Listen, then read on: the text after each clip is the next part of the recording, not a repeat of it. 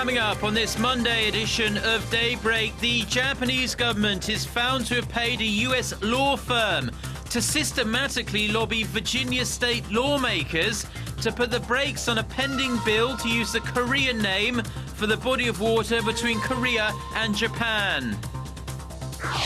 With a range of contentious issues on the agenda for this month's parliamentary session, Korea's ruling and main opposition parties, as well as independent lawmaker Ahn Cheol-soo's new camp, gear up for the June 4th regional elections. Plus, anti-government protests partially interrupt Sunday's general elections in Thailand, but with strong support from unaffected regions, embattled Prime Minister Yingluck Shinawat's party is expected to win. Daybreak begins now.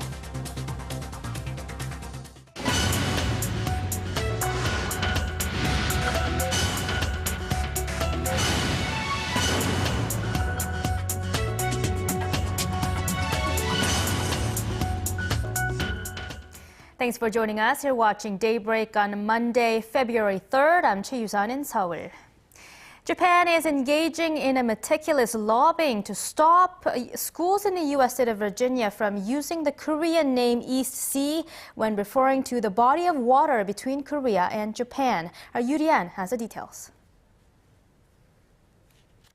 This is a service contract between McGuireWoods, one of the biggest lobbying firms in the United States, and the Japanese embassy in the U.S. The contract, signed by Japanese Minister Hideaki Mizukoshi of the Embassy of Japan and the Vice President of McGuireWoods, was registered at the U.S. Department of Justice late last month. The contract contains various ways to stop Virginia's General Assembly from passing a bill that would allow textbooks to note the Sea of Japan is also called East Sea. The bill, which was passed last Thursday, is important to the large Korean American community in Virginia, who see the current sole designation of the body of water between Korea and Japan as Sea of Japan as a painful relic of Japanese occupation back in the first half of the 20th century. The contract includes ways to explain why calling the body of water East Sea is wrong, and also plan to form protests against the Korean American community calling for the adoption of the new title. The contract also included ways to make the new governor of Virginia, Terry McAuliffe, veto the bill if it did pass the General Assembly. The documents actually revealed that Japan's ambassador Kenichiro Sasae had already sent a letter to McAuliffe in December, threatening that economic ties between Japan and Virginia will be damaged if the bill was enacted. It's highly unusual for a foreign embassy to be actively involved in a local state's legislation, so the findings are expected to cause quite a stir. Despite the Japanese embassy's efforts that cost them $75,000 over the span of 3 months, the bill passed the lower house of the legislature last week after being passed by the upper house a week earlier. Governor McAuliffe also said last week that if the bill makes it to his desk, he would sign it. Yoo Li-an, Arirang News. In a move almost certain to further inflame tensions in Northeast Asia, a top Chinese military official says a Japanese fighter jet recently entered China's air defense identification zone.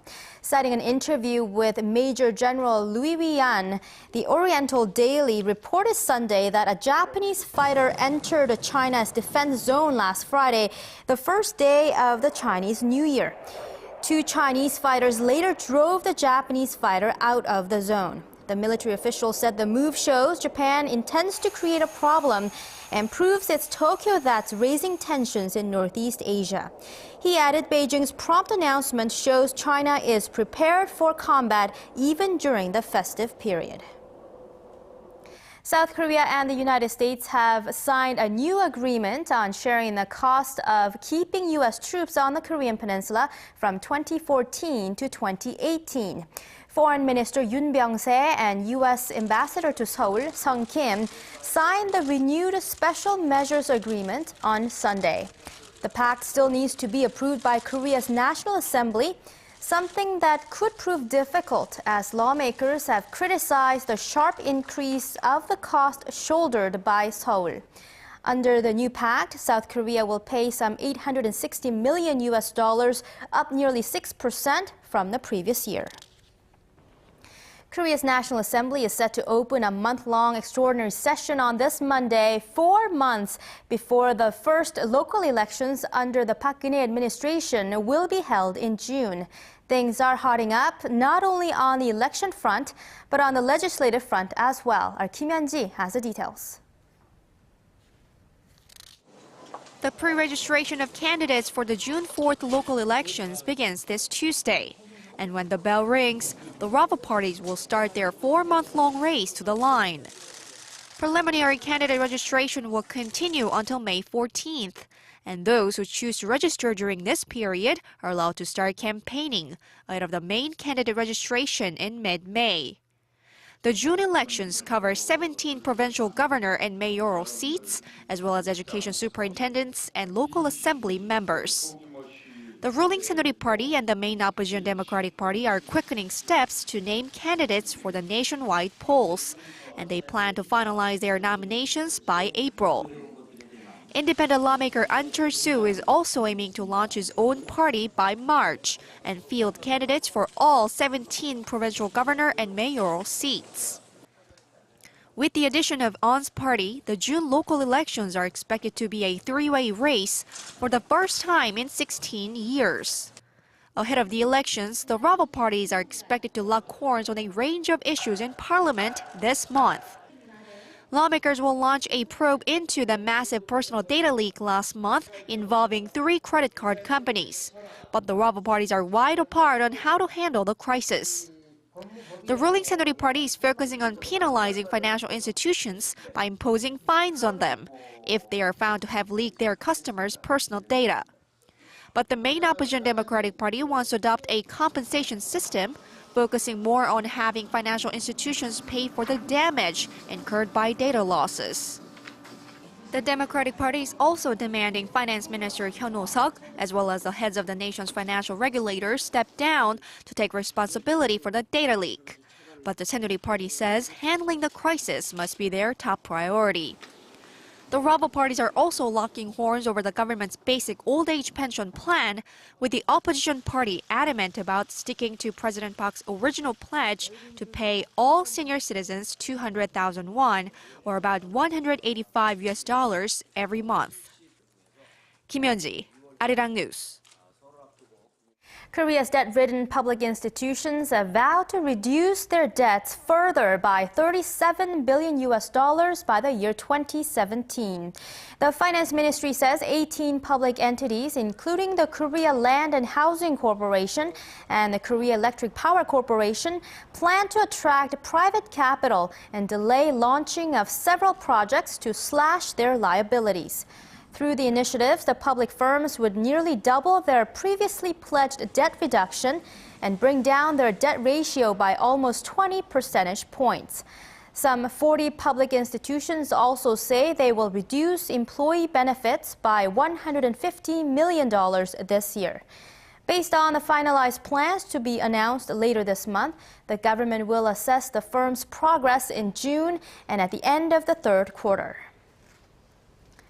With the public still up in arms over the largest ever personal information leak here in Korea, the government is taking more steps to prevent further damage from the data breach. Prime Minister Chung Hong-won said Sunday that law enforcement authorities will begin an indefinite crackdown on those who illegally circulate or use leaked personal data.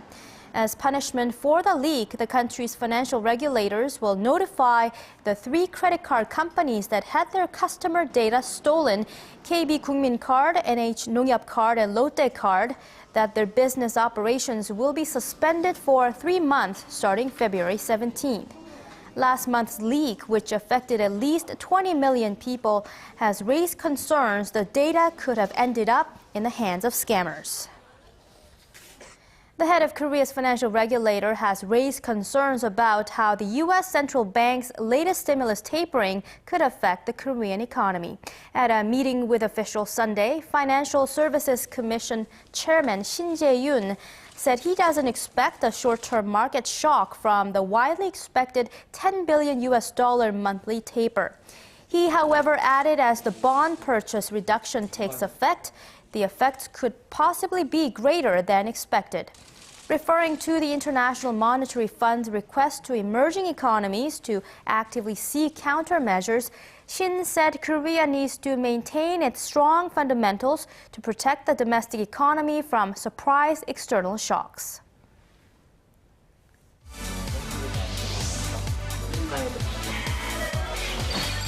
If you want the latest news from Korea and around the world. Return to the negotiations. President Park Geun-hye planned, given the current circumstances. On your way to work or at home. Defense Ministry. The legislature will convene a. Tune into Daybreak on Arirang TV. Prime Minister Shinzo Abe said Tuesday. Voting has ended in Thailand's general elections, but it seems the bitter political conflict and violent clashes on the streets will rumble on.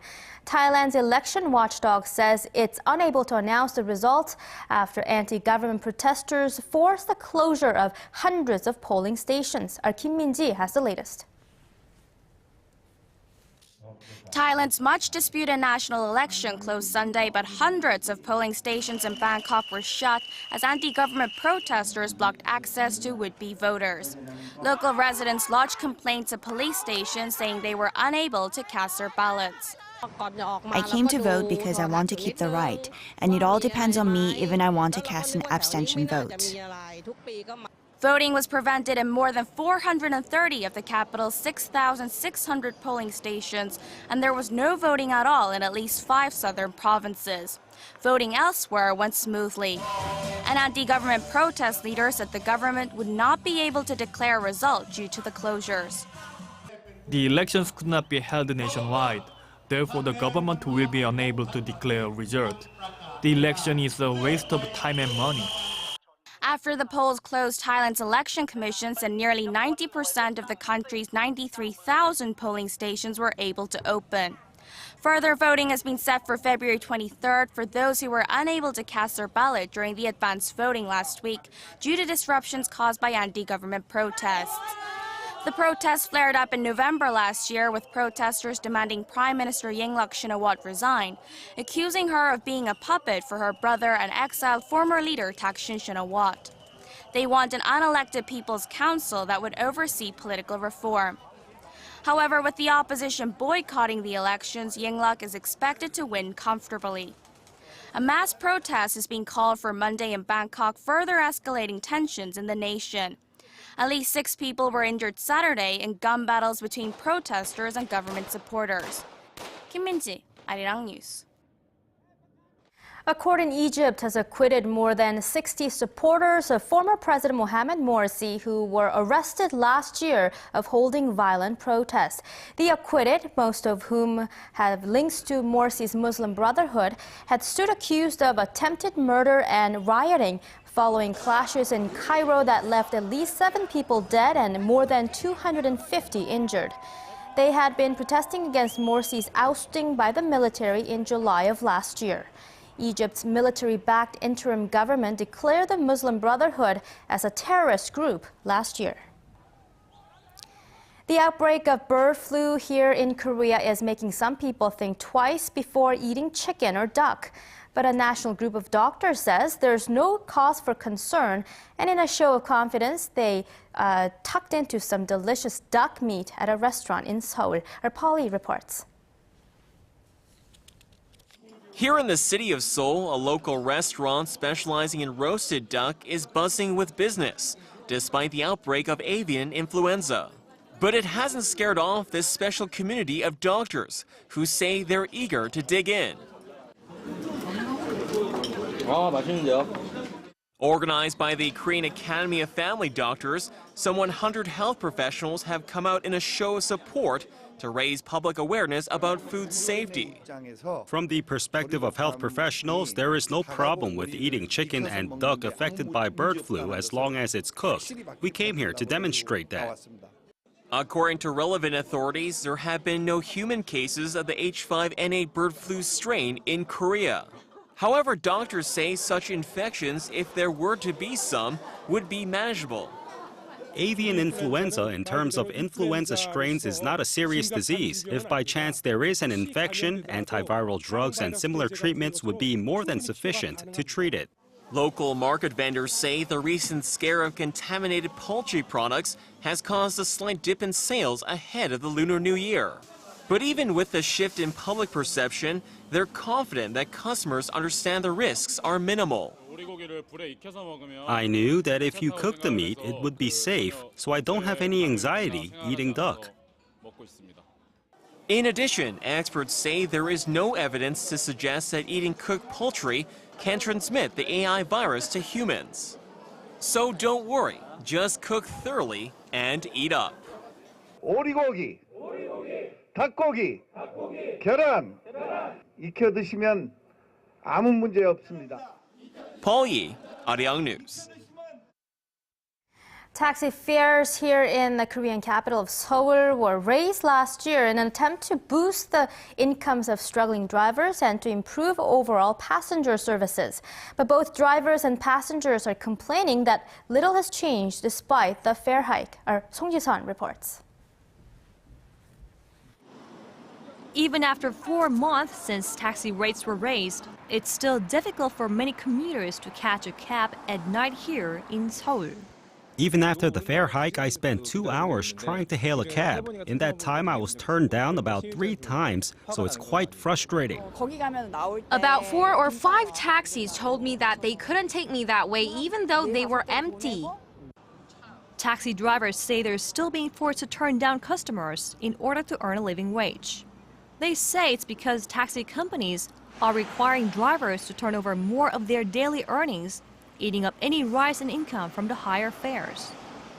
We should be getting paid 30,000 won or about $30 more than before, but that's not the case. Drivers aren't able to be friendly to customers. The local government had sought to address taxi compliance when approving the base rate hike, which would translate to a nearly 4% increase in daily average income.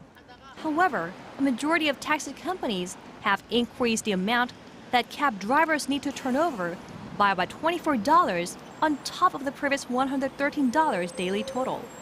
We usually need to file 26 working days to earn a normal salary. Even though the fares have increased, making more than $130 is not very easy. In response, taxi companies say they've increased the monthly salaries of taxi drivers to reflect the higher rates and fees. But drivers say that it's not enough, which will likely leave more customers waiting on the road even longer. Song Ji-sun, Arirang News.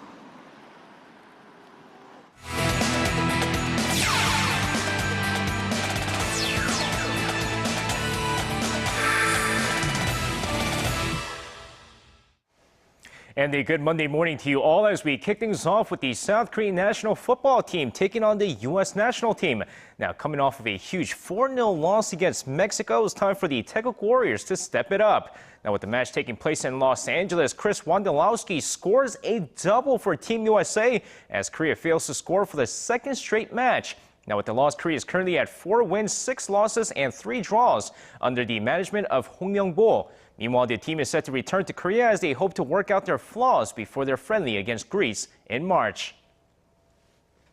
And from football to American football as we move on to Super Bowl 48, which is set to take place in about a few hours. With the Seattle Seahawks taking on the Denver Broncos, it's the matchup we've all been waiting for.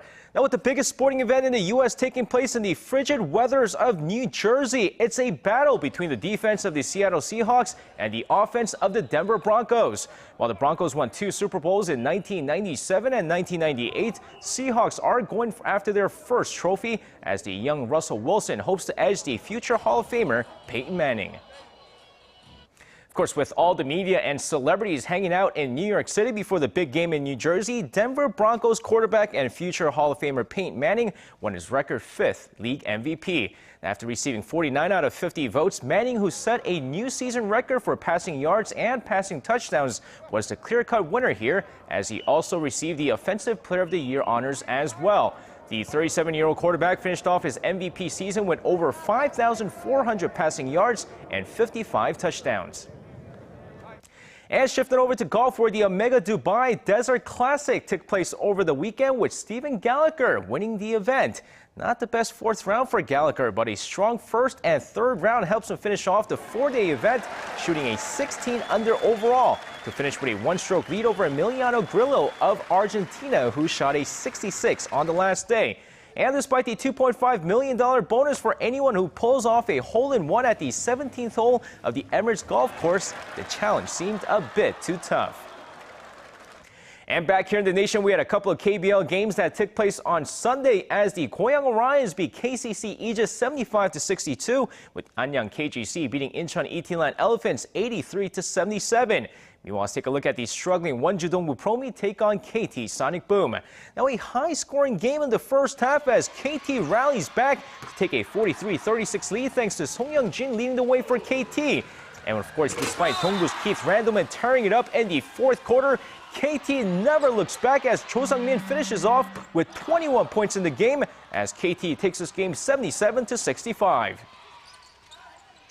And now finishing things off with some Sunday's V-League action, the first place IBK Altos cruised past Hunguk Insurance Life Pink Spiders 3-0 as we move over to Hyundai Capital Skywalkers take on Korean Air Jumbos.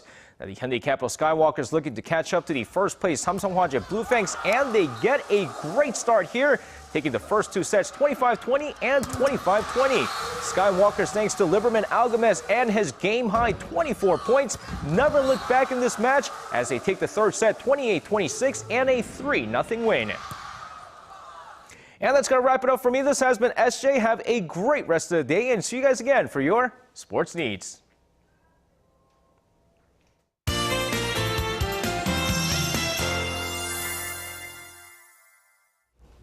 Good morning. Well, hope you had a wonderful Lunar New Year holiday, and I'm sure most of us definitely enjoyed warm temperatures last week, but this week is looking much colder. Temperatures crashed this morning at a low of -4 here in Seoul, and the afternoon highs will remain below zero in the central regions, and so the whole country can expect to have 78 degrees lower morning lows and afternoon highs compared to yesterday, and wind chill will make it feel a lot colder, so be sure to bundle up tight today. But unlike cloudy and rainy weather we had on the Lunar New Year holiday, we can expect to have mostly sunny day today across the nation. Now the cold snap is on the way once again, and tomorrow morning the capital will wake up to freezing morning low of -10, and daytime highs will remain in the minus side as well, and it looks like temperature will stay freezing cold for the first half of the week, so we need to gear up with all the winter accessories and cover up to stay warm. With that in mind, here are the readings for today. The morning low in Seoul is starting out at -4 and will get up to -10. Daegu and Gwangju will see a high of 9 and 6 respectively, while Busan tops out at 13 under lots of sunshine. Now let's see how other regions are looking. It looks like Jeju will climb up to 8 in the afternoon. Daejeon and Dokdo will hike up to 4, while the top temperature on Mount Kumgang will be at -1. Now that's all for Korea, and here's the global forecast for viewers around the world.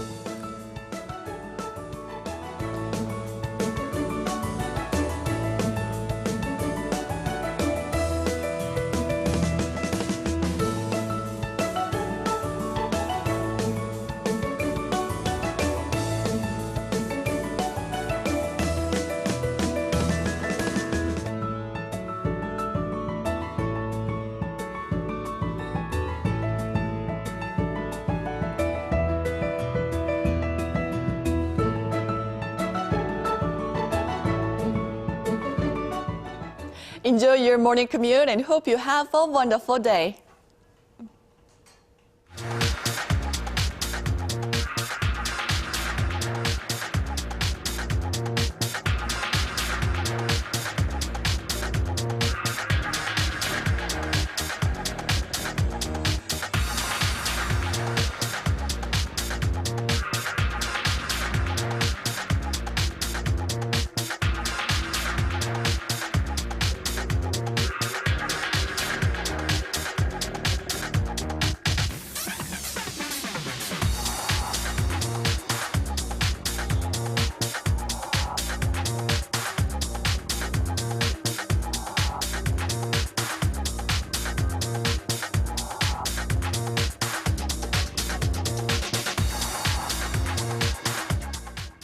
And those are the stories we have for you at this hour. Thank you for being with us.